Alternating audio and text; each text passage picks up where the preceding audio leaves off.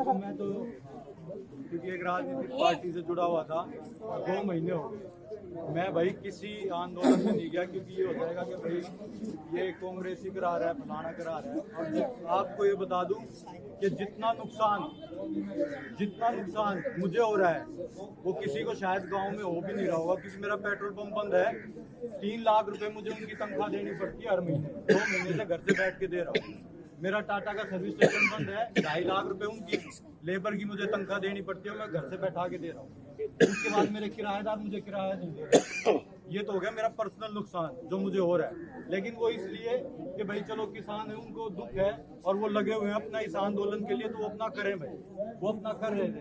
और आज कल से पहले हम इस चक्कर में पड़ भी नहीं रहे थे कि क्योंकि ये एक आम मुद्दा था। लेकिन जब ये बीजेपी ने एक नया चालू किया है कि भाई उनके लोग जा रहे हैं बॉर्डर में, उन्होंने वहाँ पत्थर फेंके और उसमें वो चिन्हित भी हो गया है जो कूप से उसकी वाइफ काउंसलर है और उसका हस्बैंड वहाँ उसमें पत्थर फेंकने वालों में सबसे आगे था।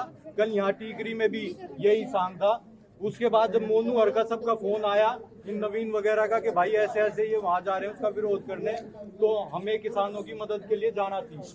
मैं जब उठ के गया और हमने जब जाके उस पे उनको किसानों को आश्वासन दिया कि भाई टीकरी गांव भी साथ है, क्योंकि एक RWA बनी हुई है, उसने लेटर हेड पे लिखा है और लिख के दिया है कि समस्त टीकरी गांव इसका आंदोलन के खिलाफत करता है।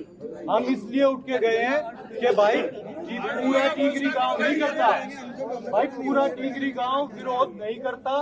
जो करता भाई उसकी पर्सनल अपनी सोच होगी वो करे, लेकिन पूरा टीकरी गांव उसमें लिखना जरूरी नहीं था कि भाई पूरा टीकरी गांव उसका विरोध कर रहा है। भाई टीकरी गांव में तो मैं भी हूँ और वो बलवान वहाँ कल वहाँ उस पे बोल रहा था, वो कितने है भाई, वो तो गांव में भी ना रहता। अगर दिक्कत है तो हम सब ने है, आप सब ने है, उससे क्या की दिक्कत हो, तो गांव में भी नहीं रहता।